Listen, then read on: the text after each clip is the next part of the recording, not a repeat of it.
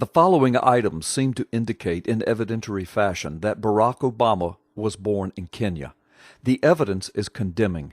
In a court of law, the evidence would be practically overwhelming. If what you are about to see were to be corroborated as true, it would mean that the birth certificate that Obama presented to the world, indicating a Hawaiian birth, was a fabricated forgery.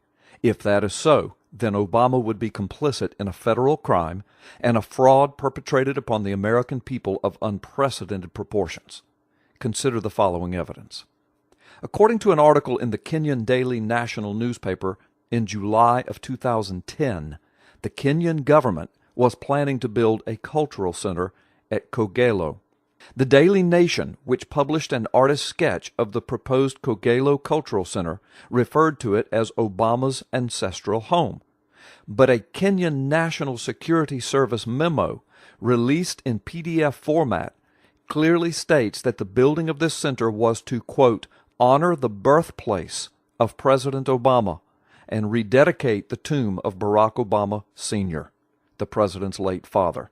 This is a 2010 Kenyan National Security Service memo, a pretty authoritative source. In March of 2010, Kenyan Parliament member James Orengo is documented to have asked Kenya's Parliament publicly, quote, how could a young man born here in Kenya, who is not even a Native American, become the President of America? On the day after Obama's election, Parliament member Bonai Kwalwali asked fellow members, quote, could we allow a motion for adjournment so that we could also continue the celebrations of having a Kenyan ruling the United States of America? In addition, National Public Radio, NPR, prior to his election as president, reported Barack Obama's birthplace as Kenya. Another reference was made in 2008 in the Nigerian Observer. Under a Washington Dateline, the author of the article wrote, Americans will today go to the polls to elect their next president with Democratic Party candidate Senator Barack Obama largely favored to win. The Kenyan-born senator will, however, face a stiff competition from his Republican counterpart. An African travel magazine reported, quote, as Kenyan-born U.S. Senator Barack Obama jets into Kenya today as part of his African tour, etc., etc. That article is still carried online.